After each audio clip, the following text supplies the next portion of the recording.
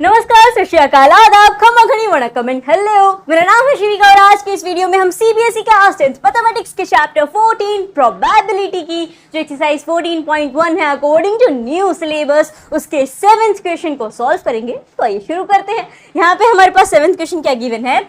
It is given that in a group of 3 students, the probability of 2 students not having the same birthday is 0.992. What is the probability that the 2 students have the same birthday? देखो 3 बच्चों का एक group है, okay 3 बच्चों का एक group है, उनमें से 2 बच्चों का एक ही दिन जन्म दिवस यानी कि बर्थडे ना आए इसकी संभावना है 0.992, यानी उन दोनों बच्चों का एक ही दिन बर्थडे नहीं होगा, इसकी पॉसिबिलिटी या प्रोबेबिलिटी या संभावना या प्रायिकता है 0.992। फिर हमें क्या पता लगाना है, हमें ये पता लगाना है कि 2 बच्चों का एक ही दिन बर्थडे आए, क्योंकि तीनों का ग्रुप है ना, तो 2 बच्चों का एक ही दिन बर्थडे आए इसकी क्या संभावना हो सकती है, क्या प्रोबेबिलिटी हो सकती है। तो वो हम कैसे पता लगाएंगे, ये तो कुछ ज्यादा ही घुमा दिया, 3 बच्चे हैं, 2 की नहीं है, 2 की हो जाएगी, कैसे हो जाएगी, ये प्रोबेबिलिटी कैसे आएगी।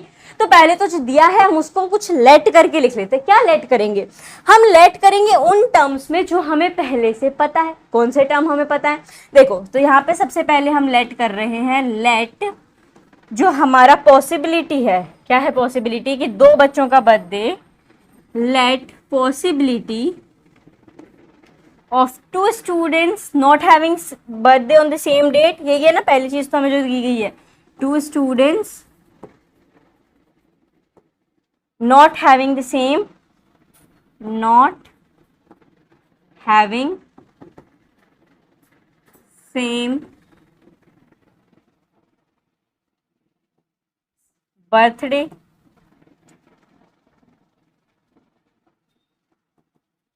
ठीक है, 2 बच्चों का एक ही दिन बर्थडे नहीं है, इसकी प्रोबेबिलिटी को हम लेट कर ले रहे हैं कि इसे हम मान लेंगे probability of not a event. ठीक है, ई के ऊपर मैंने डैश लगा दिया, ई के ऊपर डैश लग गया, इसका मतलब है कि ई को हम कह रहे हैं not event, probability of not event. ये नहीं तो हो रही है ना, नॉट इवेंट का मतलब क्या होता है, किसी चीज के ना होने की संभावना। तो यहाँ पे यही तो है कि 2 बच्चों का एक ही दिन जन्मदिन नहीं है, इसकी संभावना, और वो आपको कितनी गिवन है 0.992।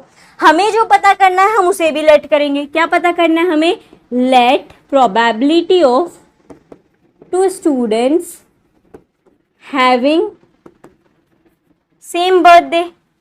ठीक है, से एक ही दिन उनका बर्थडे आ रहा है, 2 बच्चों का, इसकी प्रोबेबिलिटी को हम क्या लेट कर रहे हैं, बिल्कुल वही ऊपर आपने क्या लेट किया कि ऐसी चीज नहीं हो रही है, तो किसी इवेंट की ना होने की संभावना प्रोबेबिलिटी ऑफ नॉट ही। यहाँ पे कोई चीज हमें बताने की हो रही है, यानी 2 बच्चों का एक ही दिन बर्थडे आ रहा है, इसकी क्या संभावना है, तो इसे हम मान लेंगे प्रोबेबिलिटी ऑफ इवेंट, कि ये ऐसा होने के, इस इवेंट के होने की संभावना है, वही हमें पता करनी है। अब वो क्या निकालेंगे, यही तो मेन मुद्दा है। तो उसके लिए आपने एक फॉर्मूला पढ़ा था, क्या पढ़ा था, एक्सप्लेनेशन वीडियो में भी हमने समझा था।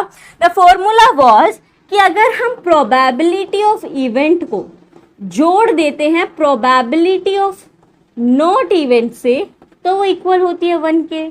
हाँ पढ़ा था, पता है, पर इसका यहाँ पे क्या होगा, आपको प्रोबेबिलिटी ऑफ नॉट इवेंट की दी गई है, यानी जो इवेंट नहीं होने वाला उसकी संभावना दी गई है, हाँ दी गई है।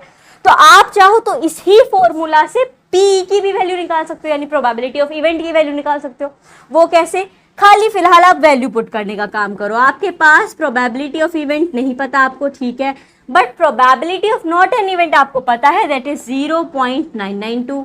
तो यहाँ पे हम पुट कर देंगे, इक्वल टू में लगा देंगे 1। आगे क्या करना है, आगे का काम बहुत आसान हो गया, मुझे पता है कि अब आपको समझ में भी आ गया होगा। अच्छा, वो इधर का उधर करना जो हम करते आए हैं, लेफ्ट हैंड साइड से राइट हैंड साइड भेज दिया, साइन बदल दिया, आंसर निकाल लिया, जी बिल्कुल वही करेंगे। यहाँ पे भी हमें निकालना है प्रोबेबिलिटी ऑफ इवेंट, उस साइड 1 है, ये इधर जनाब प्लस हो रहे हैं तो उधर जाके माइनस हो जाएंगे, सो 1 में से हम माइनस कर देंगे 0.992, एक में से 0.992 आप घटा दोगे तो आपके पास बच जाएगा 0.008, और यही हो जाएगी प्रोबेबिलिटी कि 2 बच्चे जो है उनका एक ही दिन बर्थडे आए, इसकी संभावना 0.008 है। इसे हम कैसे लिखेंगे, तो इसे हम यहाँ पे ऐसे लिख सकते हैं, that probability of 2 students having same birthday